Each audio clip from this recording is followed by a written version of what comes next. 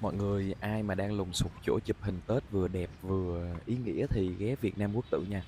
Đừng bỏ lỡ là tiếc hùi hụi luôn đó.